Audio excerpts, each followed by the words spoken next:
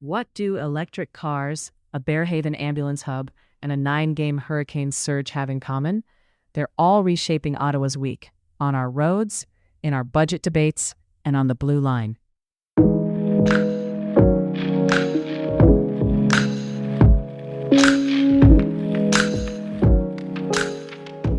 Quick weather check for Ottawa. High of -8 and low of -20 degrees Celsius. No snow today. Let's start close to home. Ottawa's paramedic service is bursting at the seams. The current headquarters on Don Reid Drive is running beyond capacity, more than 900 staff and 160 vehicles packed into a facility that just can't stretch any further. Council is eyeing a new headquarters in Barrhaven, and beyond giving crews some breathing room, the location should sharpen response times to fast-growing suburbs. Meanwhile, the Shepherds of Good Hope Diversion pilot program is quietly finding traction, diverting 22% of folks from the shelter system by getting them into alternative housing before they enter the shelter stream. It's small, targeted prevention, but each successful diversion takes pressure off emergency shelters and the streets.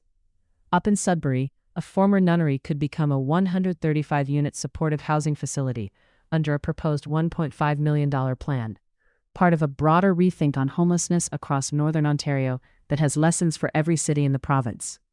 On public safety, Ottawa police say 358 hate crime reports came in last year, down from recent highs, but still far above the last decade's baseline. 95 of those cases were deemed hate-motivated, which can mean stiffer penalties in court. The most common serious charges included mischief to property, threats, assault, and harassing messages. Jewish, Black, 2S LGBTQ+, and Muslim communities saw a significant share of the incidents. The city has rolled out new reporting tools and reintroduced the hate crime section, but underreporting remains a real concern.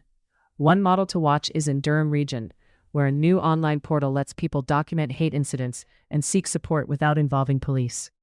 The goal is fuller data and more trust, building a picture that helps prevention, not just prosecution. If it works, expect copycats across the country. To the rink. Ottawa's playoff math got tougher after a 4-3 loss to Carolina. The Senators actually controlled a ton of offensive zone time and generated the more dangerous looks, but the Hurricanes extended their point streak to 9 by doing what they do, clamp down. In the third, Ottawa managed just 5 shots on net and 9 total chances as Carolina suffocated the middle. It's the kind of game that stings. Effort was there, finishing wasn't. With the standings tightening, Ottawa needs points, not moral victories. Nationally, the trade winds are shifting, and Ottawa is right in the crosshairs.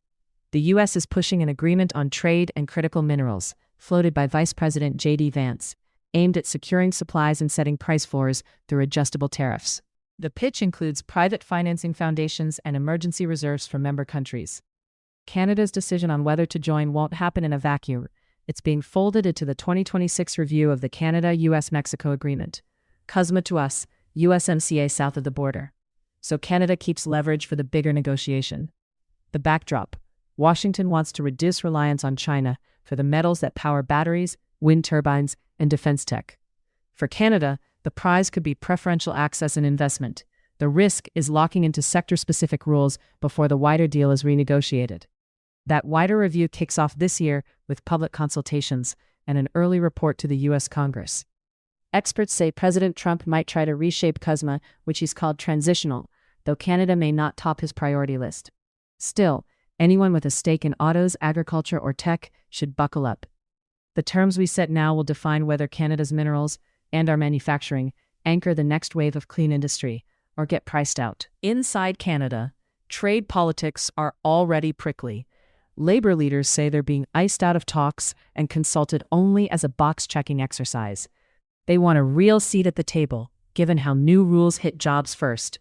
At the same time, the federal government is pivoting foreign aid toward countries that can offer economic returns, arguing for a tighter trade and development link, and cutting $2.7 billion to bring the aid budget back to pre-pandemic levels. Critics call it a broken promise and a copycat of U.S. cuts.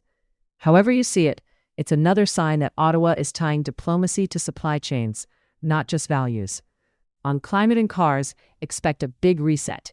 The federal government is set to scrap the national zero-emission vehicle mandate, and replace it with European-style tailpipe emission standards based on corporate average fuel efficiency.